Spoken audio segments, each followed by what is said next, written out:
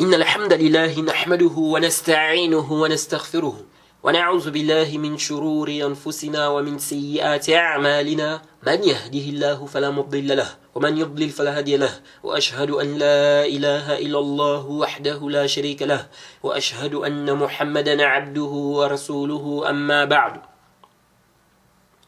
Louange à Allah, le créateur des cieux et de la terre, on le loue tout ce qu'il nous accorde comme bien, comme grâce, on lui demande de prier son prophète Mohammed, sallallahu alayhi wa sallam, sa famille, ses compagnons, et tous ceux qui les ont suivis jusqu'au jour de la rétribution. Celui qu'Allah a guidé, personne ne peut l'égarer. Celui qu'Allah a égaré, personne ne peut le guider.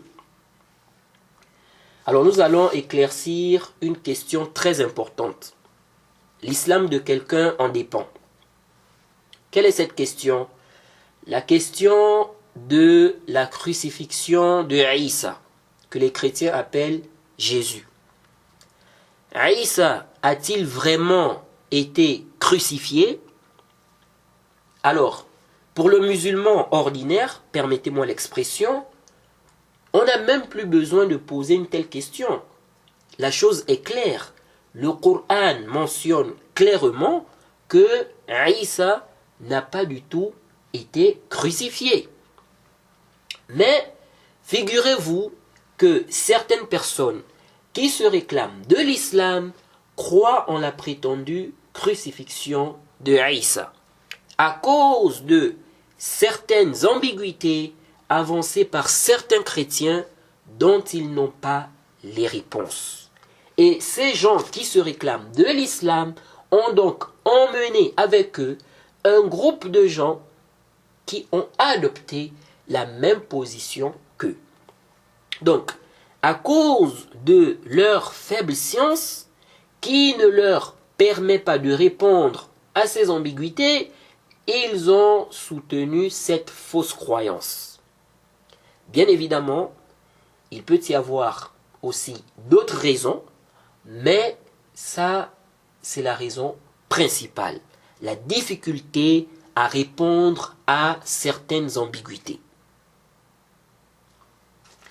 Alors, au lieu de renvoyer la chose à ceux qui ont réellement plus de science qu'eux, ou aux savants, aux érudits, et lorsque je parle de savants ici, je fais allusion à ceux qui sont réellement savants et qui craignent Allah.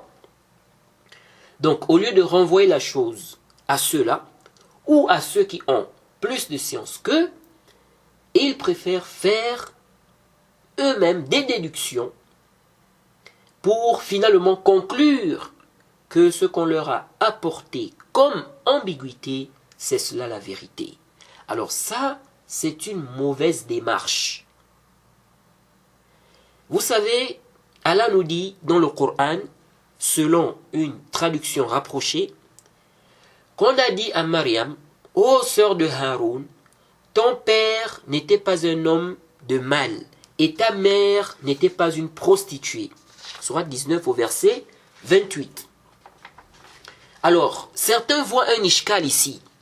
Ils se demandent, comment se fait-il qu'on présente Mariam ici comme étant la sœur de Haroun, alors que Haroun était le frère de Moussa et il a vécu des siècles même avant Mariam.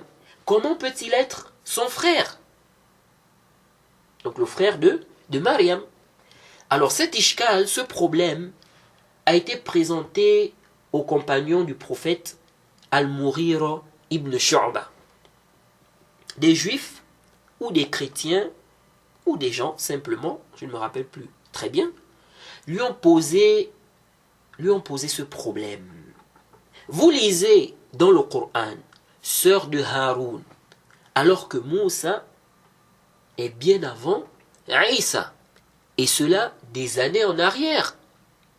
Alors, qu'est-ce que Al-Mughira ibn Shu'ba a fait? A-t-il fait des déductions de lui-même pour arriver à la conclusion qu'il y a une erreur dans le Coran? Non. Il est allé voir le prophète Mohammed sallallahu alayhi wa sallam, donc celui qui connaît plus que lui. Il lui a présenté le problème. Le prophète Mohammed sallallahu alayhi wa sallam lui a expliqué qu'ils se donnaient les noms des prophètes et des hommes pieux qui ont vécu avant eux. Et l'histoire est dans le Sahih Muslim, c'est le hadith numéro 2135. Donc, il y avait un homme au nom de Haroun, donc qui avait le nom du prophète Haroun, et qui a été cité ici comme étant le frère de Mariam. Donc il ne s'agit pas de Haroun, le frère de Moussa. C'est comme aujourd'hui. On dit tu t'appelles Ibrahim. On te donne le nom du prophète Ibrahim. Mais est-ce que c'est toi le prophète Ibrahim? Non. On dit tu t'appelles Isa. On te donne le nom du prophète Isa. Est-ce que c'est toi le prophète Isa? Non. Mais on t'a donné le nom du prophète Isa. On dit tu t'appelles Mohammed. On te donne le nom du prophète Mohammed. Mais est-ce que c'est toi le prophète Mohammed? Non. Mais on t'a donné le nom du prophète Mohammed. Vous voyez? Donc, il y avait quelqu'un au nom de Haroun. Ok, donc il avait le nom du prophète Haroun. Jade. Mais il ne s'agit pas du prophète Haroun lui-même. Jade. Donc il y avait un homme qui avait le nom de Haroun. Et il a été cité comme étant le frère de Mariam. Donc il n'y a aucun ishkal. Et on n'a aucun dalil, on n'a aucune preuve dans le verset qui montre qu'on parle ici de Haroun, le frère de Moussa. Et c'est où dans le verset? Pour qu'on apporte cet ishkal, ce problème, ou pour qu'on fasse cette déduction. Il n'y a pas de dalil. Il n'y a pas de dalil qui justifie que là on est en train de parler de Haroun qui était à l'époque de Moussa. Vous voyez. Et le hadith dans le Sahih Muslim nous a éclairci la chose. Donc, c'est clair. Vous voyez. Bref, ce n'est pas l'objet de cet audio, parce que ça fait aussi des polémiques entre les savants. Bref, ce qui m'intéresse surtout ici, c'est l'attitude. C'est l'attitude qu'a eu ce compagnon-là, Al-Mughira ibn Shu'ba. Vous voyez, il est allé voir celui qui a plus de science que lui pour avoir une réponse. C'est ça la bonne démarche. Donc si ces gens qui se réclament de l'islam prenaient la peine de renvoyer la chose aux gens de science ou à ceux qui ont plus de science, qu'eux, ils n'auraient pas eu des problèmes, à moins qu'Allah veuille les égarer de par sa justice. C'est vrai aussi que tu peux voir quelqu'un qui a plus de science que toi, mais qui ne trouve pas du temps pour t'écouter, pour écouter ce que tu as à présenter. Moi, par exemple, quelqu'un voulait que je lui accorde pratiquement 1 heure de temps pour écouter ses arguments sur la question de la crucifixion. Vous voyez, parce que lui, il croit en la prétendue crucifixion de Isa. Alors, je n'ai pas trouvé le temps. Et je lui ai même expliqué que 1 heure de temps, c'est trop. Pour moi, c'est trop. Vous voyez. Mais je sais qu'il y a toujours des gens qui ont plus de science, que toi, qui peuvent trouver du temps pour écouter ce que tu as à dire. Alors, avant d'amorcer la question, je tiens à préciser qu'on va utiliser le terme crucifié en français par extension. Les gens savent de quoi on parle. Parce qu'on te dit crucifié veut dire faire mourir par le supplice de la croix, soumettre à la torture, tourmenter, anéantir par la souffrance, faire subir à quelqu'un des tortures morales, mortifier, etc. Donc, on n'est pas aussi strict au niveau de l'utilisation du terme, car les gens savent ce qui est visé ici. Parce qu'il y a des gens, et ça c'est parmi les ambiguïtés déjà sur le sujet, Il y a des gens qui veulent expliquer le terme solb, Jade, par leur compréhension qu'ils ont du terme crucifié. Le solb, comme explique le cheikh Ibn Uthaymin lorsqu'il a expliqué le verset 157 de la sourate 4, en résumé, il fait comprendre que le solb, en fait, c'est le fait de mettre un bois tout le long du corps de quelqu'un. On le fixe sur ça. Bon, ça peut être avec des cordes, ou je sais pas trop, je sais pas trop quoi, mais en tout cas, on le fixe sur cela. Et en général, ils vont élever la personne en étant sur le bois. Jade, lorsqu'on parle de solb en arabe, ce n'est pas une condition que la personne meure sur le bois accroché. Ce n'est pas du tout une condition. Il se peut que la personne meure sur le bois, il se peut que non. Tous les deux, on appelle ça solb. Tous les deux, on appelle ça solb. C'est-à-dire, en arabe, on peut utiliser le terme solb pour parler de celui-là qui est mort sur le bois ou la croix, comme on peut utiliser le terme solb pour parler de celui-là qu'on a accroché, qu'on a mis sur la croix ou sur le bois, même s'il n'est pas mort dessus. Pourquoi je précise ça? Car ça fait partie des ambiguïtés sur ce sujet. Et ceux qui viennent plus avec cette ambiguïté, ce sont les Qadianiyya, cette secte égarée qui se réclame injustement de l'islam. Donc les Ahmadiyya, ils déforment le sens des versets, car ils cherchent à tout prix à affirmer la prophétie de Ahmed Ghulam, ou bien Mirza Ghulam. Alors, ils te font toute une philosophie. Quelle est leur philosophie? Ils te disent que Isa n'est pas mort sur la croix ou pendu, mais il a été quand même mis sur la croix ou sur le bois pendu. Donc, les Juifs l'ont quand même mis sur le bois ou sur la croix. Cependant, Allah l'a sauvé. Il s'en est sorti vivant. Donc, on l'a mis sur la croix ou le bois. Ensuite, on l'a fait descendre. On l'a enterré. Jade. Donc, en croyant qu'il était mort, alors qu'il n'était pas mort.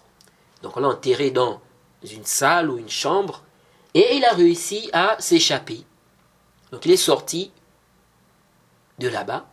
Il est allé quelque part, je ne sais pas où là, ils disent au Cachemire. Il est allé là-bas, il est resté, il a vécu une vie ordinaire, comme tout le monde, et puis il est mort. Il est mort après, et puis il a été enterré.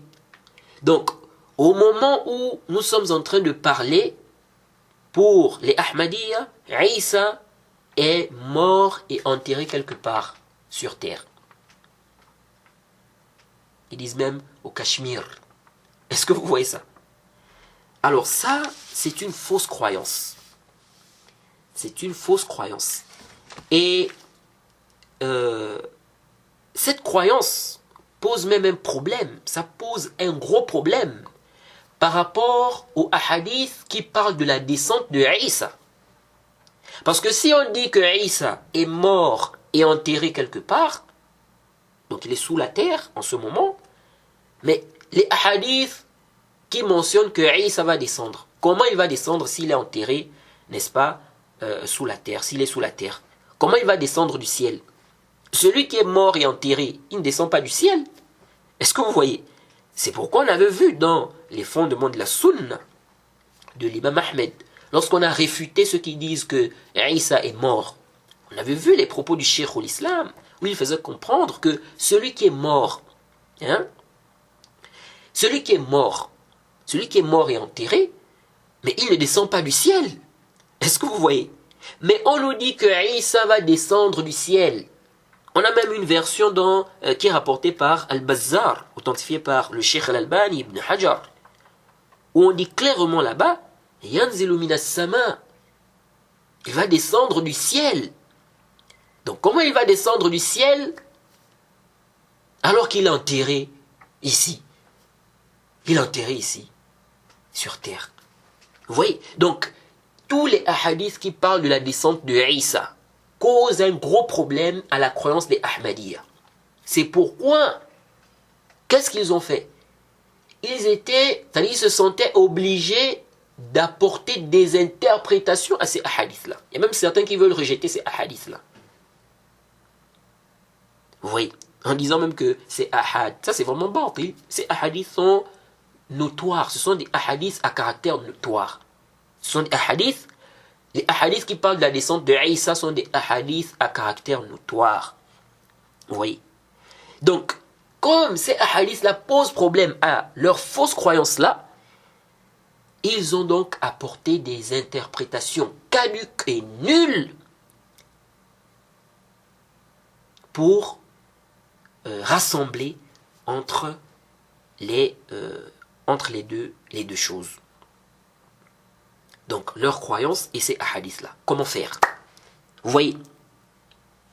Donc ça, c'est vraiment une croyance qui est complètement batilun et on n'a aucun dalil dans le Coran ou dans la Sunna qui stipule que Isa était sur la croix ou sur le bois et puis on l'a fait descendre, il était vivant, on l'a mis dans une salle ou c'est pas une chambre, hein?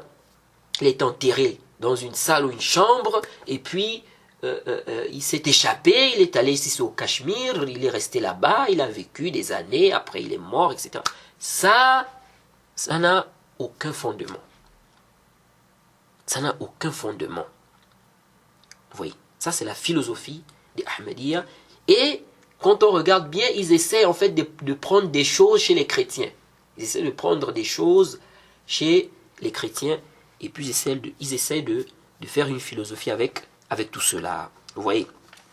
Donc ça c'est un peu leur philosophie. Donc ils te disent que Isa en fait, c'est vrai, il n'est pas mort sur la croix ou sur le bois, mais il a quand même été mis sur la croix ou sur le bois. Et en disant cela, ils se disent en fait qu'ils ne contredisent pas le verset du Coran où Allah dit وَقَوْلِهِمْ إِنَّا قَتَلْنَا الْمَسِيحَ عِيسَى ibn Maryam رسول الله وما قتلوه وما صلبوه ولكن شبه لهم. Sourate 4, verset 157. Allah dit, selon une traduction rapprochée, et à cause de leurs paroles, nous avons vraiment tué le Christ, Jésus, fils de Marie, le messager d'Allah. Or, ils ne l'ont ni tué, ni crucifié, mais Allah l'a fait ressembler à Isa. Ou, mais Allah lui a donné la ressemblance de Isa. On va revenir sur cette partie-là et sur cette traduction-là. Jade. Ce qui nous intéresse d'abord ici, c'est l'argumentaire des Ahmadiyya. Donc, ils te disent, le verset n'infirme pas le fait qu'on ait mis Isa sur la croix, ou le fait qu'il ait été pendu sur le bois ou la croix. Le verset infirme deux choses. Le fait qu'il ait été tué et le fait qu'il ait été tué sur la croix ou le bois. Ils te disent, le terme solb en arabe veut dire mettre sur le bois, jusqu'à ce que mort s'en suive. Jusqu'à ce que mort s'en suive. Et donc, si la personne ne meurt pas sur le bois pendu, on ne parle pas de solb, selon eux. Et donc, pour les Ahmadiyya, le sens du verset est le suivant. Ils ne l'ont ni tué, ni crucifié, ils ne l'ont ni tué sur la croix ou le bois. Donc selon eux, le sens du verset est le suivant. Ils ne l'ont ni tué sur la croix ou le bois. Parce que ils expliquent le terme Wama salabuhu, donc ici, la crucifixion, ils expliquent ça comme étant le fait d'avoir été tué sur la croix ou le bois. Donc selon eux, le sens du verset est le suivant. Ils ne l'ont ni tué sur la croix ou le bois. Vous voyez ça? Alors ça, c'est complètement batilun. C'est caduc, c'est nul. Tout d'abord, le terme solb ou le verbe solaba, le verbe solaba, en arabe n'a pas qu'un seul sens. C'est-à-dire, on peut parler de solb pour parler d'une mort sur la croix ou sur le bois, comme on peut parler de solb pour parler du simple fait que la personne soit accrochée sur un bois qui fait le long de son corps. Donc la personne est fixée sur cela, sur un bois ou sur la croix, même si elle ne meurt pas dessus. Ça, c'est connu dans la langue arabe. Et c'est ce qui est connu de plusieurs savants qui connaissent bien la langue arabe, tels que l'imam al-Qurtubi, l'imam Tabari, l'imam Ibn Kathir et bien d'autres. Le solb est venu dans le verset 33 de la sourate 5. Le verset n'est pas en rapport avec Aïssa. Mais ce qui nous intéresse ici, c'est le sens linguistique. Lorsque les savants ont expliqué ce verset, est-ce qu'on tue d'abord ou on crucifie? Ou on crucifie d'abord, après on tue celui qui fait la guerre contre Allah et son messager et qui s'efforce de s'aimer la corruption sur la terre. Lorsque les savants ont débattu sur cette question, et quand j'utilise ici le terme crucifié, comme je l'ai dit, c'est par extension. Alors, lorsque les savants ont expliqué, ou bien lorsque les savants ont traité cette question, qu'est-ce qu'ils ont dit? L'imam al-Qurtubi, par exemple, l'imam al-Qurtubi, dans son tafsir, il a mentionné là-bas qu'on le crucifie pendant 3 jours. Yuslab. Alors, si le terme solb ou le verbe solaba voulait forcément dire mourir sur la croix ou sur le bois, Al-Qurtubi serait ici en train de dire qu'on tue la personne pendant 3 jours. Est-ce qu'on peut tuer quelqu'un pendant 3 jours? La personne meurt une seule fois. On ne tue pas une personne le premier jour, et puis on dit on tue encore la même personne le deuxième jour, on tue encore la même personne le troisième jour. Non. Vous voyez. Si on a déjà tué la personne, si elle est déjà morte, c'est fini. Vous voyez. On ne va plus dire si la personne est déjà morte, on ne va plus dire on va plus dire qu'on a tué encore la personne une deuxième fois alors que la personne est déjà morte. Vous voyez. On peut torturer quelqu'un pendant 3 jours jusqu'à ce qu'il meure. Mais on ne dit pas qu'on l'a tué pendant 3 jours. Ça ne se dit pas. Vous voyez.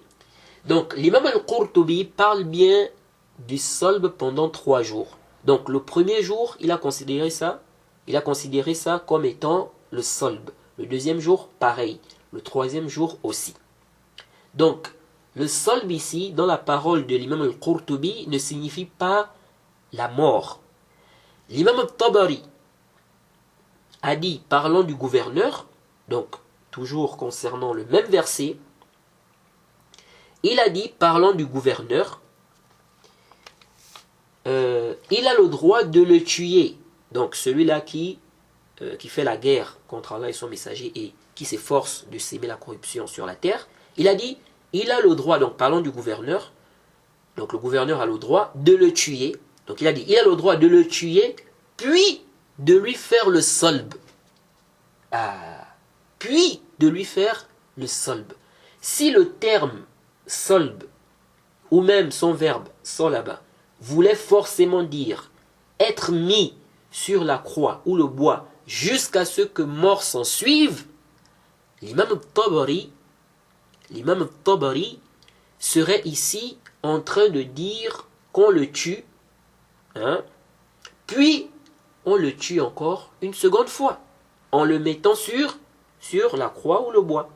Et ça c'est complètement batilun, ça c'est faux. Comment on va tuer une personne qui est déjà morte? Vous voyez. Parce qu'il dit quoi? Il dit ici, il a le droit de le tuer, puis de lui faire le solb. Vous voyez, donc on le tue d'abord, après, on lui fait quoi? Le solb. Donc, qu'est-ce que l'imam Tabari veut dire par il a le droit de le tuer, puis de lui faire le solb? Il veut dire il a le droit de le tuer, puis de l'accrocher au bois ou sur la croix comme vous voulez, étant mort. Étant mort. Et c'est aussi une sorte d'humiliation. Ça permet aussi de dissuader celui-là qui va ou qui voudra faire ce genre d'acte. Vous voyez, ça c'est connu. Ça c'est connu aussi. Le fait de mettre la personne sur le bois ou même la croix après l'avoir tué. Ça c'est connu. Oui. On peut aussi voir l'explication de Tabari du verset 71 de la sourate 20. Il ne met pas comme condition que la personne doit mourir. Vous voyez, quand on parle du salb. Ibn Kathir, dans son tafsir, a dit Yuslabu hayyan. Il a dit on lui fait le salb tout en étant vivant. Il a dit jusqu'à ce qu'il meure. Donc, il a considéré que c'est un salb avant même la mort. Et il précise même jusqu'à ce qu'il meure. Car il sait qu'on peut faire le salb sans que la personne ne meure. Vous voyez? Mais ça, on va toujours dire, on va toujours appeler ça en arabe salb. Mais la personne n'est pas morte. Ou bien on n'a pas fait le salb jusqu'à ce que la personne meure. Vous voyez? Puis, il a dit vers la fin, donc Ibn Kathir, il a dit vers la fin de ses propos, où on le tue d'abord, puis on lui fait le salb en guise de dureté, pour dissuader d'autres personnes qui veulent faire le même acte que lui. Que veut dire le salb ici? Ce n'est pas la mort sur la croix ou le bois, puisqu'il est déjà mort. Vous voyez, c'est le simple fait qu'il soit accroché, pendu sur le bois. Vous voyez. Donc, c'est clair que le verbe salaba, hein, ou le salb, ne veut pas toujours dire mourir sur le bois pendu ou sur la croix. Ça signifie aussi le simple fait d'être accroché, pendu sur le bois ou la croix, même si on ne meurt pas dessus. Même si on ne meurt pas. Alors, si on a compris ça, maintenant, revenons au verset 157 de la sourate 4. Donc, selon les Ahmadiyya, en réalité, le sens du verset devient le suivant. Ils ne l'ont ni tué, ni tué. Le sens du verset, en réalité, chez eux, devient le suivant. Ils ne l'ont ni tué, ni tué. Ça, c'est quel sens ça? Vous voyez. Car pour eux, le salb, c'est mourir sur le bois ou la croix pendue. Si la personne ne meurt pas sur ça, on ne dit pas, on ne parle pas ici de salb. Vous voyez ça? Donc, en réalité, chez eux, le sens du verset devient le suivant. Ils ne l'ont ni tué, ni tué. Vous voyez? Donc, ça veut dire qu'Allah est en train de nous dire ils ne l'ont ni tué, ni tué. C'est quoi cette répétition? C'est de cette façon qu'Allah s'exprime. Alors certains Ahmadiyya te disent, en fait, lorsqu'il dit donc, quand on leur dit, mais ici là, ça dit si on prend votre explication, on est dans la répétition ici. Ça veut dire que on est en train de dire ici, ils ne l'ont ni tué ni tué. Donc, lorsqu'on leur dit cela, certains Ahmadiyya te disent, en fait, lorsqu'il dit ils ne l'ont ni tué, c'est-à-dire qu'ils ne l'ont pas tué directement de leurs propres mains, et lorsqu'il dit ni crucifié, c'est-à-dire qu'ils ne l'ont pas tué aussi par la voie de la crucifixion. Vous voyez ça? Donc, le sens du verset selon ceux-là est le suivant. Ils ne l'ont ni tué de par leurs propres mains, ni tué à travers la crucifixion. Mais ça ne veut pas dire qu'ils ne l'ont pas mis sur la croix, le bois. Alors ça, c'est vraiment batilun. Ça, c'est faux, c'est caduc. Lèche. Car, premièrement, celui qui empoisonne une personne, si cette personne meurt, c'est lui qui l'a tué ou pas? C'est lui qui l'a tué. Même si le poison n'a fait effet qu'après quelques heures. S'ils mettent Isa sur la croix ou le bois et il meurt dessus, on dira qu'ils l'ont tué ou pas? Ils l'ont tué, sans aucun doute. Donc, qui le tue par la crucifixion ou par un autre moyen, on dira toujours qu'ils l'ont tué. Et donc, le terme « ils ne l'ont pas tué » suffit pour infirmer toute forme de meurtre qu'ils auraient pu faire à l'égard de Isa, peu importe le moyen. Si on dit « ils ne l'ont pas tué », ça suffit pour infirmer le fait qu'il est tué par tous les moyens. Car le fait de le tuer par le moyen de la crucifixion, ou directement en lui mettant par exemple un couteau au ventre, ou autre, tout ceci, on dira toujours qu'ils l'ont tué. Donc le terme « ils ne l'ont pas tué » suffit. Ça suffit pour infirmer tout ça. C'est-à-dire la mort même, n'est-ce pas, sur la croix. Vous voyez. Donc le fait qu'il est tué sur la croix, ils ne l'ont pas tué, suffit pour infirmer ça. Alors pourquoi Allah ajoute Wama salabuhu? Il infirme autre chose ici. Ce n'est pas le fait qu'il est tué, car il a déjà infirmé bien avant. Il a déjà infirmé bien avant. Et regardez la précision dans le Coran. Allahu Akbar. Lorsqu'Allah dit « ils ne l'ont pas tué » ou « ils ne l'ont ni tué », lorsqu'il dit qu'ils ne l'ont pas tué, quelqu'un peut dire « ok, ils ne l'ont pas tué, mais il est possible qu'il est quand même mis sur la croix ou le bois, mais il n'est pas mort dessus, comme disent les Ahmadiyya. » Donc lorsqu'elle a dit « ils ne l'ont pas tué », quelqu'un peut dire ça. Il peut dire « ok, ils ne l'ont pas tué, mais ça n'infirme pas le fait qu'il est mis sur la croix ou sur le bois. Mais il n'est pas mort. Donc ils ne l'ont pas tué à travers la crucifixion. » Vous voyez? Quelqu'un peut dire ça. Alors, Allah ferme toutes ces portes-là. Il dit « Wama salabuhu » et ils ne l'ont pas crucifié.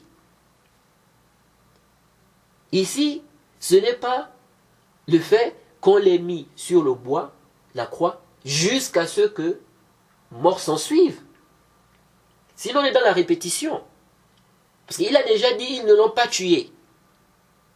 Ils ne l'ont pas tué. Donc ça suffit pour infirmer le fait qu'il soit mort sur la croix ou le bois. Vous voyez? Ça suffit. C'est-à-dire le fait qu'il est tué sur la croix ou le bois. Oui. Ils prétendent l'avoir tué. Comment? À travers la crucifixion. Le fait qu'on dise qu'ils ne l'ont pas tué, ça suffit pour infirmer la mort sur la croix. Donc le fait qu'il est tué sur la croix. Vous voyez? Donc, quand on dit ils ne l'ont pas tué, ça suffit. Mais le problème c'est quoi? C'est que on peut ici se dire oh qu'ils ne l'ont pas tué, mais ils l'ont quand même mis sur la croix ou sur le bois, comme les Ahmadiyya disent. Vous voyez, Allah ferme toutes ces portes-là. Il dit Wama salabuhu. Donc on infirme même le fait qu'il est mis sur la croix ou le bois. Même ça, ils ne l'ont pas fait. Donc Allah infirme le fait qu'il est tué. Il dit Wama qataluhu. Ce n'est pas tout. Wama salabuhu. Donc ils ne l'ont même pas mis sur la croix. Donc il infirme leur prétention qu'ils l'ont tué et il infirme en même temps le fait qu'il est placé sur la croix ou le bois. Parce que ceux qui ont dit qu'ils ont tué Isa là, ils ont dit qu'ils l'ont tué par quel moyen? Par quel moyen? C'est connu. Et c'est connu par le moyen du solb, de la pendaison sur le bois. Oui, par le moyen de la crucifixion. Donc Allah infirme cette prétention qu'ils l'ont tué, mais quelqu'un peut penser qu'ils l'ont quand même mis sur la croix ou le bois. Allah infirme même le fait qu'il est mis sur la croix ou le bois. Donc, en disant Wama salabuhu Jade, donc ils ne l'ont pas également crucifié, après avoir dit Wama qataluhu, ils ne laissent aucune hypothèse qu'on pourrait encore apporter ici. On dit non, mais peut-être qu'ils ont quand même, ils l'ont quand même mis sur la croix, le bois. Non. Non. Elle a dit Wama salabuhu. Et on a vu que le terme solb, ou bien le verbe solaba, on peut l'utiliser aussi pour parler du simple fait qu'on accroche quelqu'un ou qu'on place quelqu'un sur le bois ou la croix. Même si la personne ne meurt pas. Vous voyez? Et on a même vu qu'on peut même mettre quelqu'un sur la croix ou le bois après l'avoir tué. Vous voyez ça? Donc ça c'est clair. Donc on infirme ici le fait qu'il est tué, Jade, et rentre dans ça comment on appelle, rentre dans ça le fait qu'il est tué sur la croix ou bien par le moyen de la crucifixion, c'est-à-dire rentre dans cette infirmation, Jade, donc l'infirmation du fait qu'il est tué sur la croix ou le bois, et on infirme également le fait qu'il est même mis sur la croix ou le bois. Donc, Wama qataluhu, Wama salabuhu. Jade. Donc, c'est clair.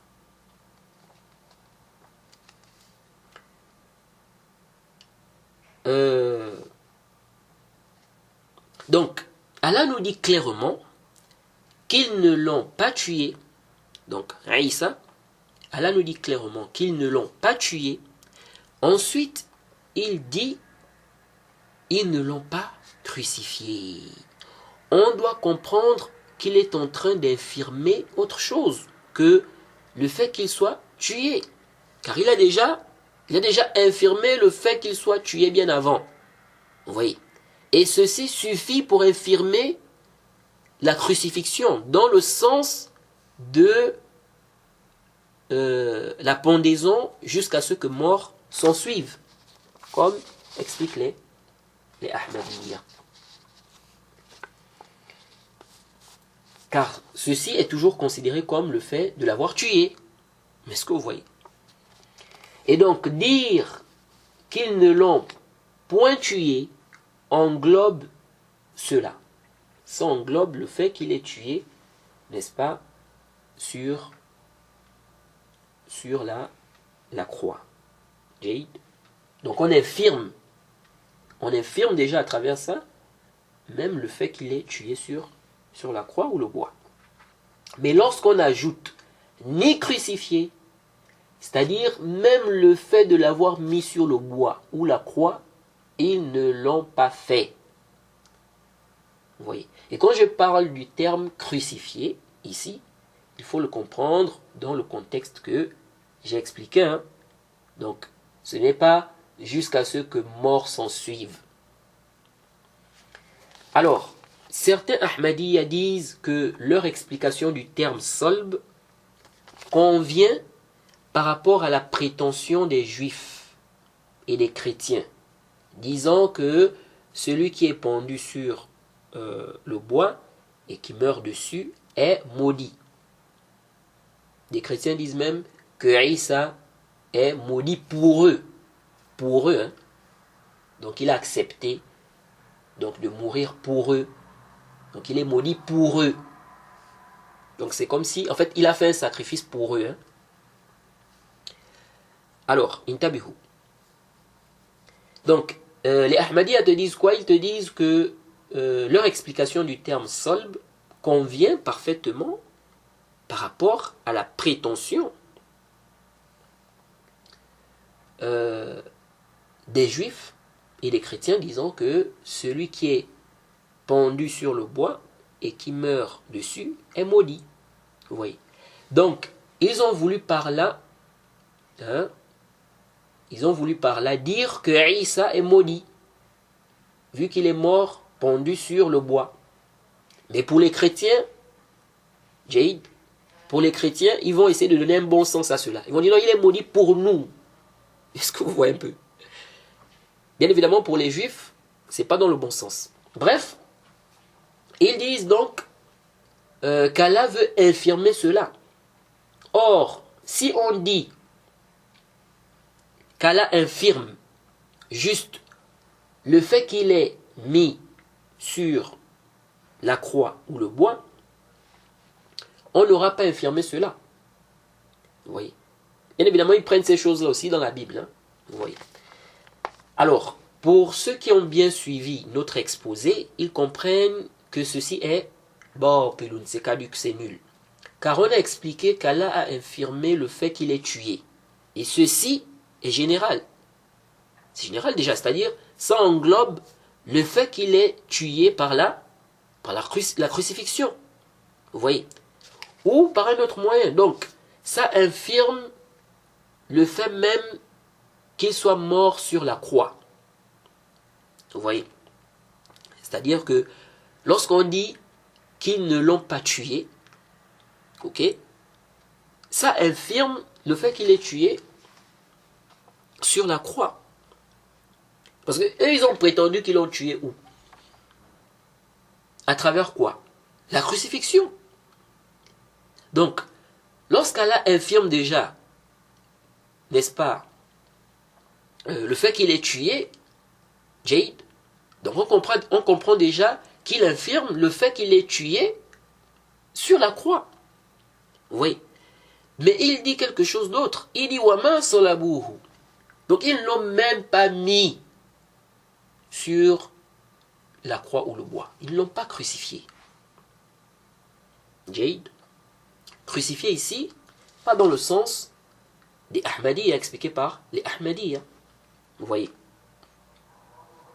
De deux, selon Paul, selon Paul, selon Paul et selon les chrétiens, puisqu'ils ils disent croire en la Bible, donc les chrétiens, donc selon leur affirmation, ils sont censés croire en cela. Selon Paul et selon les chrétiens, principalement arabes, Isa, Jésus, est maudit. Regardez, hein, un prophète d'Allah. Il est maudit à cause d'eux. À cause d'eux. Pour eux, il est maudit du simple fait qu'il ait été mis sur la croix ou le bois, comme vous voulez. C'est-à-dire, le simple fait qu'il ait été mis sur la croix ou le bois, selon eux, a fait en sorte qu'il soit maudit. Vous voyez ça? Car Paul dit, selon la Bible arabe, hein, car il y a des gens qui croient que tous les Arabes sont des musulmans. C'est faux. Il y a des Arabes qui sont chrétiens, comme il y a des musulmans qui ne sont pas du tout arabes. Est-ce que vous voyez? Alors, Paul dit, selon la Bible, je dis bien selon la Bible, dans Galates 3, au verset 13, dans la Bible arabe, il dit ceci, donc selon la Bible, hein, Al-Masihu iftadana min la'nati namus إذ صار لعنة لأجلنا لأنه مكتوب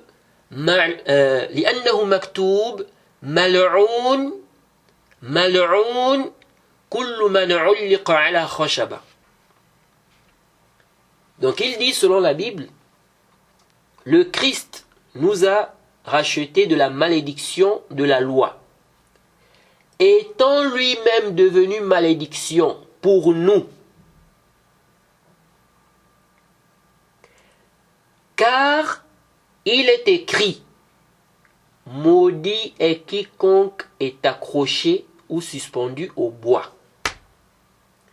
Vous voyez donc ici que le simple fait que la personne soit accrochée ou suspendue au bois, elle est maudite. Si on prend cette explication ou cette parole comme ça. Vous voyez. Bon, en français, ils ont traduit par quiconque est pendu au bois. Bon, on peut comprendre les deux sens dans la traduction française. Mais en arabe, il est bien dit accroché ou suspendu. Man ulliqa ala khashabatin. Vous voyez. Après, je ne sais pas si il y a une traduction en français qui parle du fait d'être accroché, suspendu, mis sur le bois. Car il y a souvent plusieurs traductions. Et le véritable problème, c'est qu'il est difficile, il est très difficile, ou quasiment impossible, concernant la Bible, d'avoir les textes originaux afin de vérifier la bonne traduction. Bref, donc selon cette version, les Ahmadiyya sont en train de confirmer cette malédiction sur Isa. Alors, comment leur explication vient-elle ou bien vient infirmer quoi que ce soit ici? Car Paul ici, selon la Bible, fait référence à ce qui est dit dans l'Ancien Testament, quand il parle de ce qui est écrit dans la loi. Et il a expliqué cela comme mentionné. Sauf si vous dites que c'est une erreur de traduction, ou encore une erreur, ou si vous dites que c'est une erreur de Paul, donc selon la Bible, et là vous rentrez dans un autre problème. Vous rentrez dans un autre problème. Dans tous les cas, le fait de dire qu'ils ne l'ont pas tué suffit à infirmer le fait de dire que s'ils le mettent sur la croix ou le bois et qu'il meurt dessus, il est maudit. Le fait de dire ils ne l'ont pas tué, ça suffit pour infirmer ça. Et quand Allah dit Wama salabuhu, ils ne l'ont pas crucifié, ça infirme aussi, donc, déjà ça infirme cela, mais ça infirme aussi, quand on regarde le terme en arabe, hein, la prétention de Paul, selon la version arabe. Ça infirme également cela. Vous voyez. Et ici, ça ne sert à rien de dire que les chrétiens ne croient pas juste que Isa, Jésus, a été mis sur le bois suspendu ou sur la croix. Ils croient qu'il est mort dessus. Mais après, il a été ressuscité. Ils ne considèrent pas le simple fait qu'il soit mis sur la croix ou le bois comme étant suffisant pour le rachat. Ça ne sert à rien de dire ça car nous disons le problème ici n'est pas au niveau des conditions qu'ils mettent pour parler du rachat ou de la rédemption, mais plutôt ce qu'ils ont conditionné pour parler de malédiction. Et selon la version arabe, la mort sur le bois ou la croix n'est pas une condition. Vous voyez. Dans tous les cas, le fait qu'on infirme, le fait qu'il est tué, suffit. Ça suffit pour anéantir ce que vous dites que les Juifs prétendent. Car ça infirme également le fait qu'il soit mort sur la croix. Je ne sais pas si je me fais comprendre.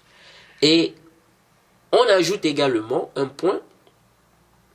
Lorsque vous expliquez le verset 157 de la sourate 4 en disant qu'Allah infirme le fait que les Juifs prétendent l'avoir tué, et il infirme également le fait qu'il ait été tué par la crucifixion. Nous disons, est-ce que les Juifs qui ont prétendu avoir tué Isa, hein, ou bien est-ce que les Juifs, ou bien ceux qui ont prétendu avoir tué Isa, est-ce qu'ils ont prétendu avoir tué Isa par un moyen autre que le solb, donc la crucifixion?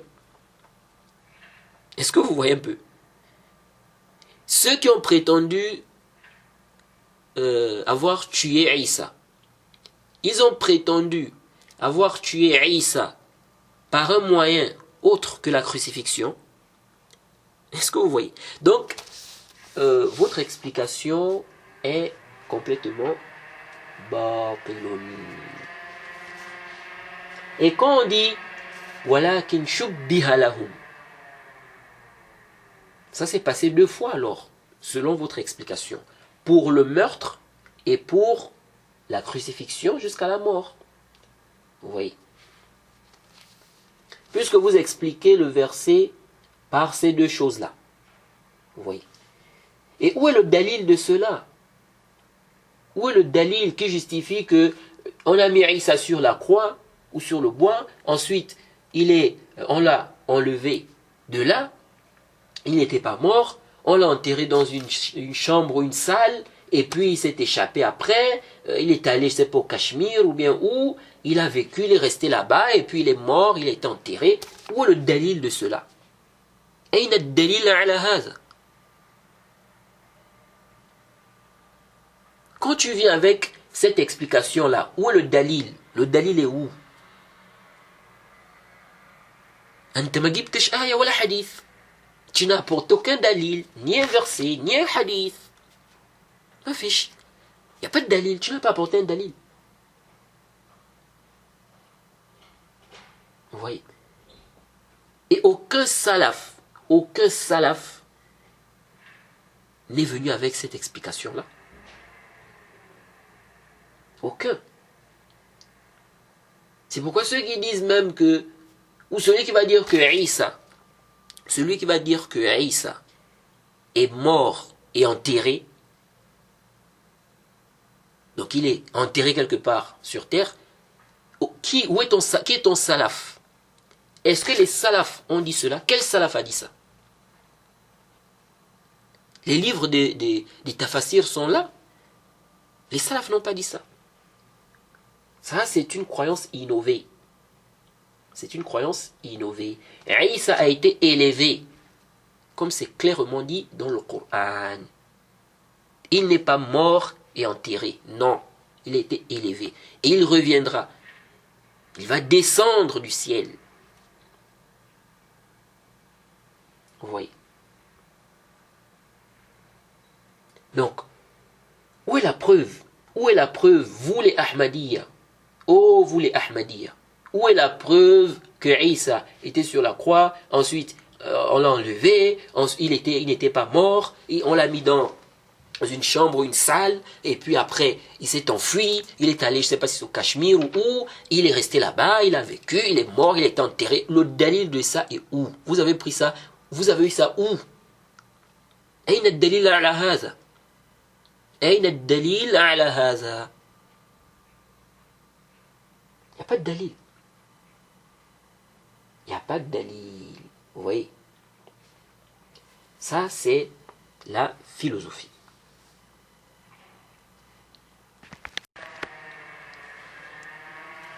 Alors, pour mieux comprendre ce qu'on explique depuis là, bon, les Ahmadis, on a fini avec ces égarés-là.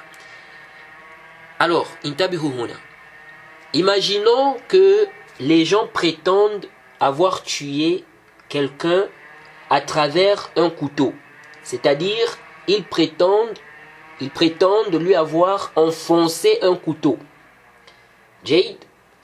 Et qu'il est mort suite à cela. Ici, le fait d'enfoncer le couteau est un moyen pour tuer quelqu'un. Mais on peut enfoncer un couteau à quelqu'un et il ne meurt pas. Jade, ça c'est connu. La crucifixion, selon le sens qu'on a expliqué ou le sens qu'on a donné, ou encore le fait de mettre quelqu'un sur la croix ou le bois afin qu'il meure, est un moyen aussi pour tuer la personne. Mais il se peut qu'on la tue par ce moyen, il se peut que non. Alors, pour revenir à notre explication, bien pour revenir à notre exemple, imaginons que des gens prétendent avoir tué quelqu'un par le couteau. Comment on a expliqué? Si quelqu'un de digne de confiance qui a assisté à la scène vient dire que c'est faux, ils ne l'ont ni tué, ni ils ne lui ont enfoncé le couteau. Mais ça fait partie de la folie de venir dire ici que lorsqu'on dit ni ils ne lui ont enfoncé le couteau, on veut dire jusqu'à ce qu'il meure. Comment ça? Il a déjà dit ils ne l'ont pas tué. Ça suffit pour comprendre que même s'ils lui ont enfoncé un couteau, ils ne l'ont pas tué. Vous voyez? Par contre,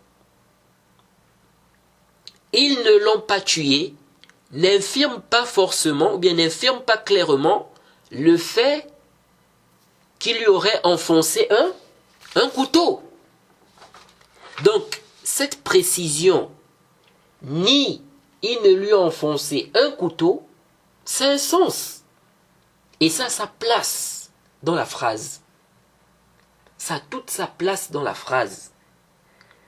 Ainsi, lorsqu'elle a dit « Ils ne l'ont ni tué, ni crucifié », il infirme le fait qu'il est tué.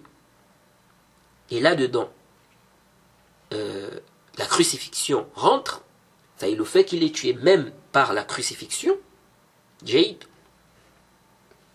Et il infirme même le simple fait qu'il est mis sur la croix ou le bois, en disant « Wama salabuhu ».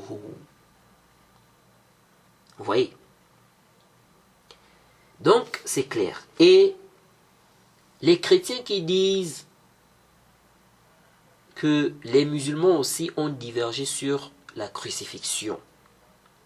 Il y en a qui croient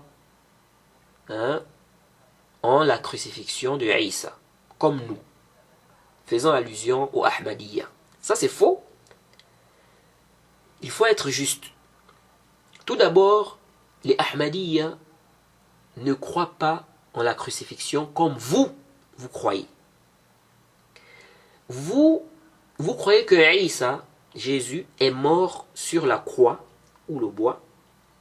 Eux, ils ne croient pas qu'il est mort sur la croix ou le bois. Vous voyez, ils croient juste qu'il a été mis dessus, mais qu'il n'est pas mort dessus. Et vous croyez que le salut se trouve dans la croyance à cette prétendue crucifixion. Les Ahmadiyya ne croient pas en cela. Vous voyez. Donc, vos croyances sont bel et bien différentes ici. Bien qu'elles soient toutes les deux fausses. Ensuite, il n'y a aucune divergence en réalité chez les musulmans. Les Ahmadiyya ne sont pas des musulmans. Les Ahmadiyya ne sont pas des musulmans. Ce sont des mécréants. Et leur problème, ce n'est pas juste ce qu'on a évoqué. Ils ont des gros problèmes. Ils ont des problèmes plus graves que la question là. C'est-à-dire la question qu'on a évoquée. Donc il n'y a aucune divergence chez les musulmans sur ce point. C'est-à-dire le fait d'infirmer la crucifixion de Isa. Nos salafs n'ont pas divergé sur ça. Les livres des tafassirs sont là. Les musulmans depuis des décennies n'ont pas divergé sur ça. Si vous trouvez un musulman qui confirme que Isa a été crucifié, mort donc sur la croix ou le bois, soit c'est un ignorant. Si vous trouvez un musulman qui confirme que Isa a été crucifié, que Isa est mort sur la croix ou le bois, soit c'est un ignorant, soit c'est un passionné, soit c'est quelqu'un qui a reçu des ambiguïtés dont il est incapable de réfuter. Et celui-là doit être enseigné. Il n'y a pas de divergence entre les musulmans sur ce sujet.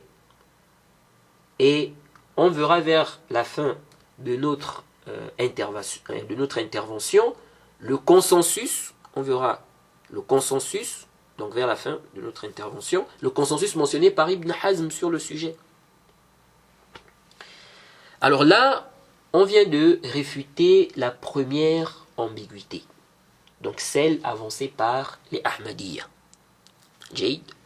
Donc le fait de dire que le verset n'infirme pas le fait que Isa ait été mis sur la croix ou le bois.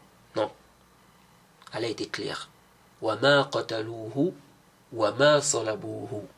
Ils ne l'ont ni tué ni crucifié. C'est-à-dire, il n'est même pas mort sur la croix, il n'a même pas été mis sur la croix ou le bois. Il n'est pas mort sur la croix ou le bois, il n'a pas été mis sur la croix ou le bois, il n'a pas été tué. Et il n'a pas été mis sur la croix ou le bois. Rien à faire. Jade. Donc ça c'est clair. Et ça c'est la croyance des musulmans. Alors, parmi les ambiguïtés que certains apportent sur le sujet, alors ça c'est vraiment une ambiguïté qui est, elle est très faible. C'est vraiment da'ifun jiddan. Ils te disent, dans le verset 157 de la sourate 4, il est dit, et à cause de leurs paroles, nous avons vraiment tué le Christ, Jésus, fils de Marie, le messager d'Allah. Ils disent, c'est illogique. Il y a une erreur dans le Coran. Les Juifs ne croyaient pas que Isa est le messager d'Allah. Alors comment peuvent-ils dire ici le messager d'Allah? Vous voyez? Alors la réponse à cela est très simple. Les savants ont expliqué cela. L'imam al-Shawkani, qu'Allah lui fasse miséricorde, dans son tafsir Fath al-Qadir, lorsqu'il a expliqué le verset 157 de la sourate 4, il a dit, donc arrivé au terme le messager d'Allah, il a dit ceci: وَذَكَرُوهُ بِالرِّسَالَةِ إِسْتِهْزَاءً. Il a dit quoi? وَذَكَرُوهُ بِالرِّسَالَةِ إِسْتِهْزَاءً لِأَنَّهُمْ يُنْكِرُونَهَا وَلَا يَعْتَرِفُونَ بِأَنَّهُ النَّبِيُّ وَلَا يَعْتَرِفُونَ بِأَنَّهُ النَّبِيُّ. Vous pensez que les savants musulmans sont dupes? L'imam al-Shawkani dit, ils l'ont mentionné par le message. Donc, le fait de dire qu'il est le messager d'Allah. Il dit, ils l'ont fait, écoutez, il dit, en guise de moquerie. Car ils renient son message. Ils ne reconnaissent pas qu'il est prophète, que c'est un prophète. Fin de citation. Donc l'imam al-Shawkani nous fait comprendre que lorsqu'ils ont dit le messager d'Allah, c'est en guise de moquerie, c'est pour se moquer. Pourquoi? Il dit car ils ne reconnaissent pas, n'est-ce pas, ils ne reconnaissent pas que c'est un prophète, qu'il est venu avec un message venant d'Allah. Vous voyez? Donc, c'est comme par exemple quelqu'un qu'on décrit comme étant intelligent. Et il y a des gens qui ne reconnaissent pas cela. Ils prétendent qu'il a commis telle ou telle chose et qu'ils ont corrigé cela. Ils viennent, ils disent, on a corrigé l'intelligent. Qu'est-ce qu'ils visent ici? Puisqu'ils ne reconnaissent pas qu'il est intelligent. Ils le disent ici en guise de moquerie. Vous voyez? En guise de moquerie. Donc c'est comme s'ils disaient, celui que vous considérez comme étant intelligent là, ou bien celui qui prétend être intelligent là, ou celui dont vous dites qu'il est intelligent. Vous voyez? Donc c'est pour se moquer. Vous voyez, vous dites qu'il est intelligent, regardez, il a fait telle erreur. On a corrigé cela. Vous voyez? C'est en guise de moquerie. Et vraiment l'intelligent. Ça c'est vraiment l'intelligent. Vous voyez? Et le Cheikh Ibn Uthaymin,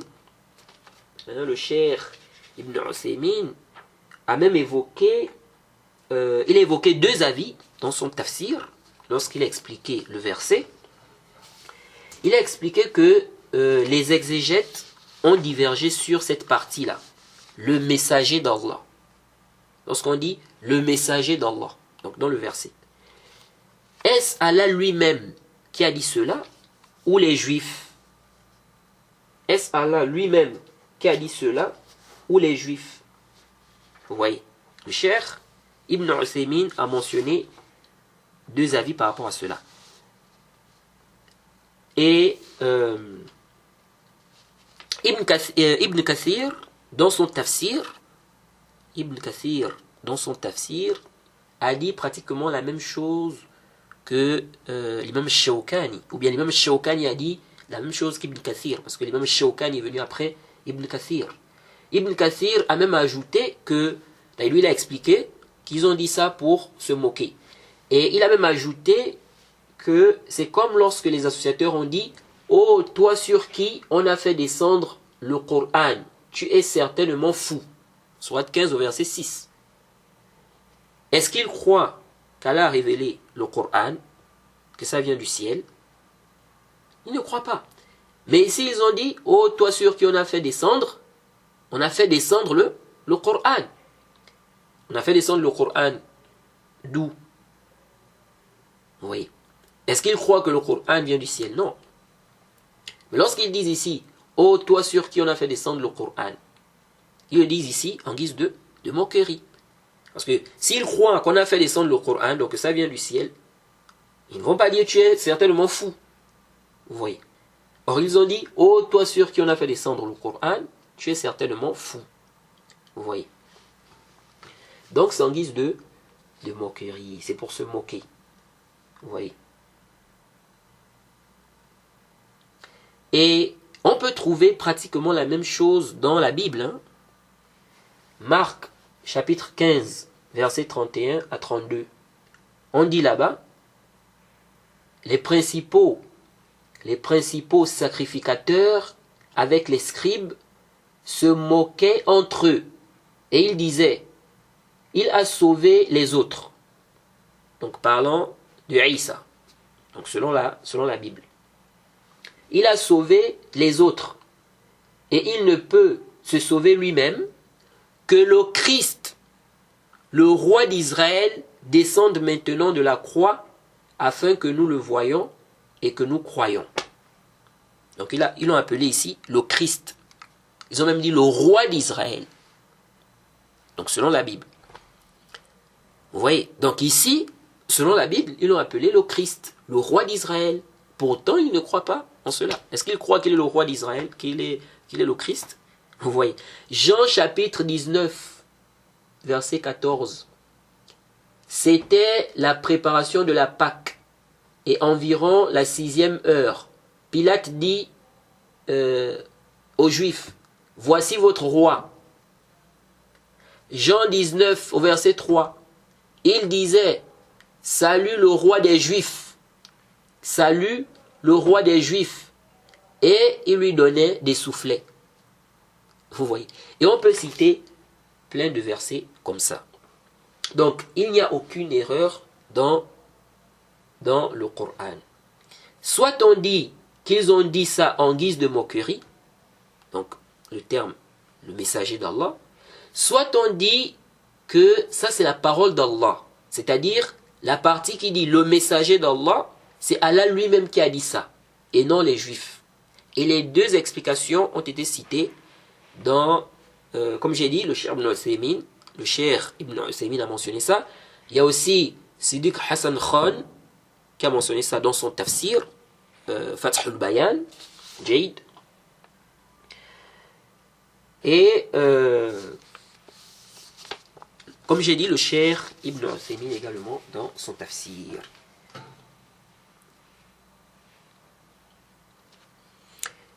Et un autre point,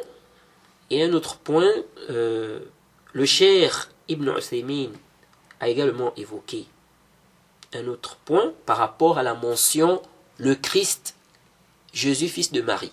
Il a expliqué dans son tafsir qu'ils ont mentionné cela pour qu'il n'y ait pas de confusion, pour renforcer leurs paroles, c'est-à-dire pour que les gens comprennent bien qu'ils sont en train de parler bel et bien de lui, pas d'une autre personne, qu'ils parlent bel et bien de qui? De Isa. Vous voyez, qu'ils visent bel et bien celui-là qui est appelé le Christ, Jésus fils de Marie. Vous voyez, donc le fils de Mariam. Donc le terme le messager d'Allah, on peut le comprendre ici de deux manières, c'est-à-dire pourquoi il a été mentionné en mentionnant leurs paroles, soit on dit qu'ils l'ont réellement dit, mais c'était en guise de moquerie. Donc c'est comme s'il disait celui qui prétend être le messager d'Allah, ou celui dont vous dites qu'il est le messager d'Allah. Soit on dit que c'était en guise de moquerie, soit on dit que c'est Allah lui-même qui a dit cela. C'est Allah lui-même qui a dit le messager d'Allah. Dans tous les cas, cela ne cause aucun problème, comme on l'a vu. Cela ne cause aucun problème, comme on l'a vu. Alors, on va s'arrêter d'abord ici pour cette première partie. On n'a pas terminé, il y a encore d'autres ambiguïtés à réfuter. Ce n'est pas terminé. Et aussi, il y a un problème très important qu'on va élucider, notamment le sens de shubbiha lahum, parce que il y en a qui veulent qui veulent apporter certaines ambiguïtés ici. Vous voyez. Et ceci à cause de leur faible niveau. Et c'est vraiment dommage. C'est vraiment dommage. Donc on s'arrête d'abord ici. Le prochain audio, on va évoquer d'autres ambiguïtés avancées par certains chrétiens et certaines personnes qui se réclament de l'islam et qui ont suivi ces ambiguïtés-là à cause de leur faible science, comme ils n'ont pas pu répondre à ces ambiguïtés-là, ils ont donc suivi cela, et ils viennent avec cela pour justifier que Aïssa, effectivement, a été crucifié, donc il est mort sur la croix, il est mort sur la croix, et puis il a été ressuscité. Vous voyez. Donc, on va mentionner les ambiguïtés qu'ils avancent, et puis on va réfuter cela. Alors, on s'arrête ici. Wa subhanaka Allahumma bihamdik. Wa ashhadu an la ilaha illa anta astaghfiruka wa atubu ilayk.